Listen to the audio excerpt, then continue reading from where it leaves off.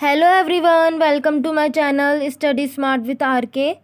तो हमने Indian geography की जो क्लासेस स्टार्ट की थी उसमें हमने पिछली क्लास में जो है हिमालयन माउंटेन रेंजेस के बारे में पढ़ लिया था। उत्तर का विशाल पर्वत, उसके दो पार्ट्स पढ़े थे, ट्रांस हिमालय और वृहद हिमालय। अब हम आज उसके बाकी के दो पार्ट पढ़ेंगे, लघु और मध्य हिमालय जिसे लोअर हिमालय भी कहते हैं, और शिवालिका। और इसके जो नोट्स और पीडीएफ है आपको मेरे टेलीग्राम चैनल पर मिल जाएंगे। तो चलिए स्टार्ट करते हैं। लघु हिमालय, इनकी ऊंचाई लगभग 1800 से 3000 मीटर तक की होती है और चौड़ाई जो है 80 से 100 किलोमीटर तक की। ठीक है, और ये जो पर्यटन के हिसाब से अच्छा क्षेत्र माना जाता है क्योंकि इसके आसपास क्या क्या है, मसूरी है, नैनीताल है, रानीखेत है, शिमला है, कुल्लू मनाली है। तो इसी कारण जो है पर्यटन के हिसाब से, घूमने फिरने के हिसाब से, टूरिज़्म के हिसाब से बहुत अच्छा हिस्सा माना जाता है। फिर इसकी ढाल पर जो छोटे छोटे घास के मैदान पाए जाते हैं उन्हें कश्मीर में गर्ग, गुलमर्ग या सोनमर्ग कहते हैं। ठीक है, ढाल पे घास के मैदान कैसे, जैसे ये कोई हिमालय पर्वत है, ये जो निचला हिस्सा है वो शिवालिका का है, ये जो है बीच में क्या है, लघु या मध्य हिमालय है, ये वृहद हिमालय है, और इधर है ट्रांस हिमालय। तो ये जो लघु और मध्य हिमालय के जो ढाल पर घास के जो मैदान पाए जाते हैं उन्हें कश्मीर में गर्ग बोलते हैं, और उत्तराखंड में क्या बोलते हैं, बुग्याल या पयार। क्या बोलते हैं, बुग्याल या पयार। और घाटियाँ कौन कौन सी हैं, कुछ फेमस, जैसे कि कश्मीर घाटी है, कुल्लू घाटी है, काठमांडू है, कांगड़ा घाटी, ये सब मध्य हिमालय के हिस्से हैं। ठीक है, अब है शिवालिका। तो शिवालिका के उपनाम क्या क्या है, मतलब कि और किस किस नाम से जानते हैं इसको, उप हिमालय के नाम से, नवीन हिमालय के नाम से, और बारह हिमालय के नाम से। तो शिवालिका के क्या क्या नाम है, उप हिमालय, नवीन हिमालय और बारह हिमालय। ठीक है, उम्मीद है आपको इतना समझ में आया होगा। आपको क्लास अच्छी लग रही हो तो प्लीज़ वीडियो को लाइक करना ना भूलें। तो लघु हिमालय और शिवालिका हमने पढ़ लिया। तो इसके चारों पार्ट कंप्लीट हो गए हैं। कौन कौन से, ट्रांस हिमालय, वृहद हिमालय, मध्य हिमालय और शिवालिका। अब शिवालिका में देखिए और क्या क्या है। इसमें पहाड़ियाँ कौन कौन सी आती है, जैसे कि डाफला, अबीर है, मीरी है, मिश्मी पहाड़ी है। ठीक है, ये सब शिवालिका का हिस्सा है, और हरिद्वार और देहरादून भी शिवालिका का हिस्सा है। ठीक है, अब देखिए ट्रांस हिमालय, वृहद हिमालय, मध्य और शिवालिका, इनको कौन कौन सी रेखा जो है वो अलग करती है, ये हम पढ़ेंगे। तो ट्रांस हिमालय को और वृहद हिमालय को कौन सी रेखा अलग करती है, शचर लाइन या हिंज लाइन, इसे कुछ भी कह सकते हैं। इसे शचर लाइन भी बोल सकते हैं और इसे हिंज लाइन भी बोल सकते हैं। तो ट्रांस हिमालय को और वृहद हिमालय को अलग करने वाली रेखा कौन सी है, शचर लाइन और हिंज लाइन। ठीक है, फिर वृहद हिमालय को और मध्य हिमालय को कौन सी लाइन अलग करती है, मेन सेंट्रल थ्रस्ट। और मध्य हिमालय को और शिवालिका को कौन सा अलग करती है, ग्रेट बाउंड्री फॉल्ट। ठीक है, तो ट्रांस और वृहद को कौन अलग करेगी, शचर और हिंज लाइन। वृहद और मध्य को अलग करेगी मेन सेंट्रल थ्रस्ट, और मध्य और शिवालिका को अलग करती है ग्रेट बाउंड्री फॉल्ट। ठीक है, अब कुछ लोगों ने ऐसा कहा कि इसको ऐसे ही क्यों बांटा जाए, इसे ऐसे भी तो बांटा जा सकता है, सीधी रेखा के अनुसार, मतलब कि नदियों के अनुसार। नदियों के अनुसार इसका विभाजन कैसे किया गया ये देख लेते हैं। सिंधु नदी और सतलज नदी, इन दोनों के बीच का जो हिस्सा है इसे क्या कहा गया है, पंजाब हिमालय। क्या कहा गया है, पंजाब हिमालय। सतलज नदी और काली नदी, इन दोनों के बीच के हिस्सों को क्या कहा गया है, कुमायूं हिमालय। क्या कहा गया है, कुमायूं हिमालय। काली नदी और तीस्ता नदी, इन दोनों के बीच के हिस्से को क्या कहा है, नेपाल हिमालय। और तीस्ता और दिहांग नदी के क्षेत्र को क्या कहा गया, असम हिमालय।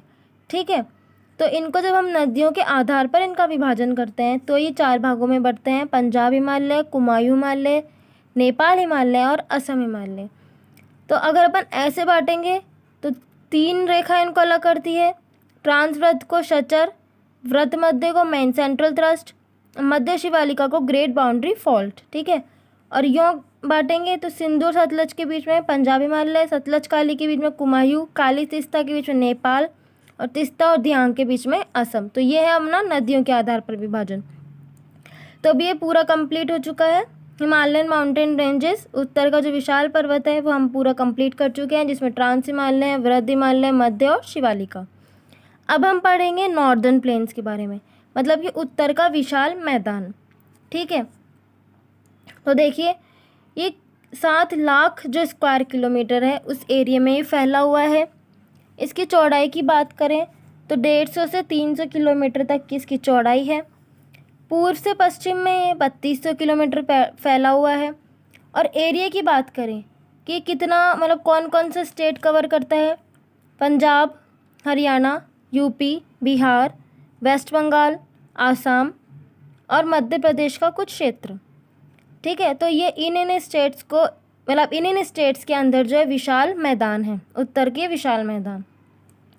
अब देखिए उत्तर के विशाल मैदान में एक प्रदेश आता है भाबर प्रदेश। कौन सा प्रदेश आता है? भाबर प्रदेश, जिसके अंदर बहुत सारे पत्थर पाए जाते हैं, बड़े बड़े पत्थर, जिसके अंदर क्या हो जाती है, नदियाँ जो बहती है वो विलुप्त हो जाती है, लुप्त हो जाती है। नदियाँ क्या हो जाती है? लुप्त हो जाती है, नदियाँ गायब हो जाती है, क्योंकि बड़े बड़े पत्थर हैं तो उनके अंदर नदियाँ क्या हो जाती है? गायब हो जाती हैं।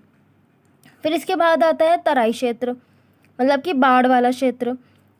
यहाँ पर जो है नदियाँ अचानक से दिखाई देती है। कैसे? जब जैसे ये बड़े बड़े पत्थर हैं, अब इन पत्थरों में से नदियाँ अचानक से निकलेगी तो क्या क्या आ जाएगी? यहाँ पे बाढ़ आ जाएगी। तो इसे कौन सा क्षेत्र बोलेंगे? तराई क्षेत्र बोलेंगे, बाढ़ वाला क्षेत्र बोलेंगे, जहाँ नदियाँ अचानक से दिखाई देती है। ठीक है, उसके बाद अपना आता है खादर प्रदेश। कौन सा प्रदेश आता है? खादर प्रदेश। यहाँ पर जो है बाढ़ का जो पानी है, बाढ़ नहीं आती, जो बाढ़ का जो पानी है यहाँ पर हर वर्ष यहाँ पर बाढ़ का पानी चला जाता है, जिससे यहाँ पे जो जल है, वो जो मिट्टी है वो जलोढ़ मिट्टी होती है। कैसे?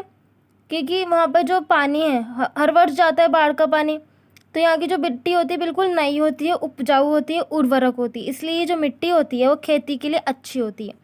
ठीक है, तो सबसे अच्छी खेती अगर अपन बात करें तो वो खादर प्रदेश में की जाती है। कौन से प्रदेश में की जाती है? खादर प्रदेश में सबसे अच्छी खेती की जाती है। फिर आता है अपना बांगर प्रदेश। जलोढ़ का मतलब क्या होता है? वो मिट्टी जो कि जल ओढ़ लेती है। ठीक है ना, इसलिए इसे जलोढ़ बोलते हैं। और यहाँ पे नवीन जलोढ़ पाई जाती है। अब बांगर प्रदेश पढ़ते हैं। यहाँ पर जो है बाढ़ का पानी कभी कभी पहुँचता है, इसलिए यहाँ पर पुरानी जलोढ़ पाई जाती है। कौन सी जलोढ़ है? पुरानी जलोढ़। ये जो मिट्टी है वो खेती के लिए अच्छी नहीं होती, क्योंकि यहाँ पर जो है बाढ़ का पानी कभी कभी जाता है, तो मिट्टी की जो उर्वरकता है वो यहाँ पे कम हो जाती है। इसलिए हमको यहाँ पर जो रासायनिक खाद है उनका उपयोग ज़्यादा करना पड़ता है, क्योंकि यहाँ पे बाढ़ का पानी कभी कभी आता है। तो यहाँ पर जो है बांगर प्रदेश में ये खेती के लिए अच्छी नहीं है। यहाँ पे पुरानी जलोढ़ पाई जाती है और यहाँ पे नई जलोढ़ पाई जाती है। ठीक है, अब देखिए जब हम ऐसी मिट्टी पर जब ज़्यादा रासायनिक खाद का प्रयोग कर लेते हैं तो वो उस मिट्टी पर पतली नमक की परत जम जाती है, जिसे क्या कहते हैं? रेह या कल्लर। क्या कहा जाता है? रेह या कल्लर। तो ज़्यादा रासायनिक खाद्य का प्रयोग करने से जो मिट्टी पर एक पतली नमक की परत चढ़ जाती है उसे रेह या कल्लर कहते हैं। ठीक है, तो 4 प्रदेश हो गए मुख्यतः, भाबर, तराई, खादर और बांगर। भाबर में बड़े बड़े पत्थर रहते हैं, नदियाँ गायब हो जाती है। तराई बाढ़ वाला क्षेत्र है, नदियाँ अचानक से दिखती है। खादर प्रदेश बाढ़ का पानी हर वर्ष आता है, नवीन जलोढ़ होती है, खेती के लिए अच्छी होती है। बांगर प्रदेश बाढ़ का पानी कभी कभी आता है, पुरानी जलोढ़ होती है। रेह कल्लर ज़्यादा रासायनिक खाद्य का प्रयोग करने से मिट्टी पर पतली नमक की परत जम जाती है। ठीक है, फिर डेल्टा क्या होता है? जहाँ नदियों का पानी गिरता है उसे क्या बोलते हैं? डेल्टा। ठीक है, उम्मीद है आपको समझ में आ रहा होगा। ये छोटा सा डायग्राम है जिससे आपको अच्छे से समझ में आ जाएगा कि भाबर जहाँ बड़े बड़े पत्थर होते हैं, उसके बाद तराई है, खादर है और फिर बांगर है। ठीक है, बीहड़ क्या होता है? जहाँ पे ऊंचा नीचा और जो ऊबड़ खाबड़ ज़मीन होती है उसे बोलते हैं बीहड़ क्षेत्र।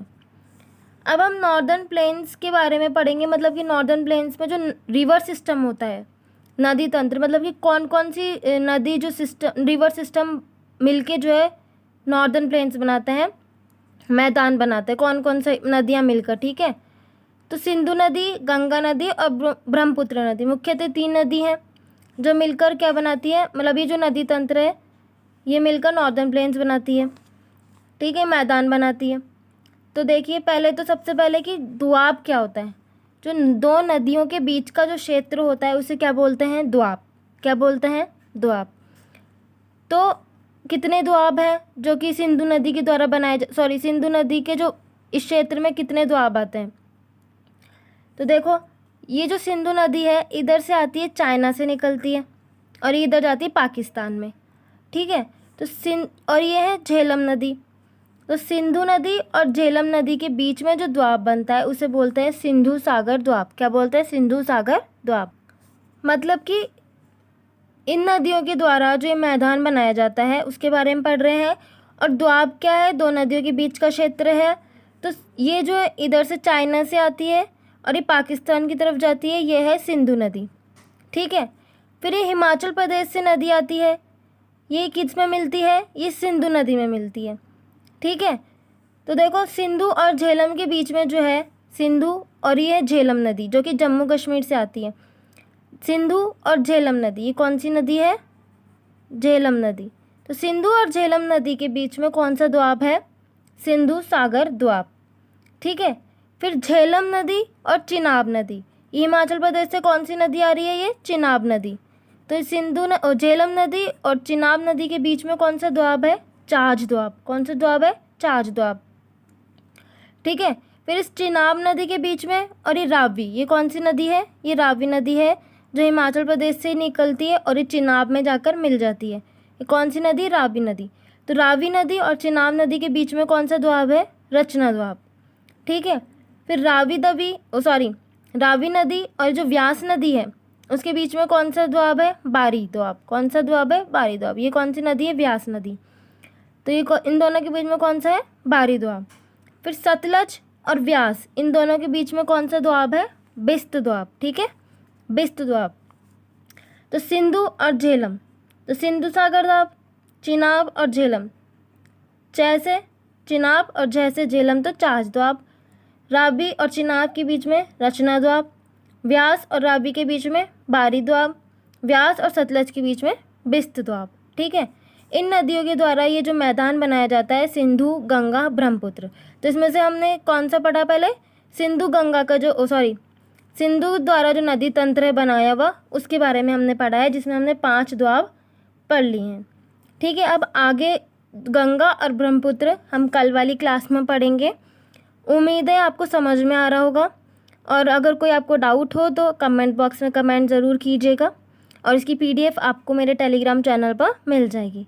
Thank you for watching.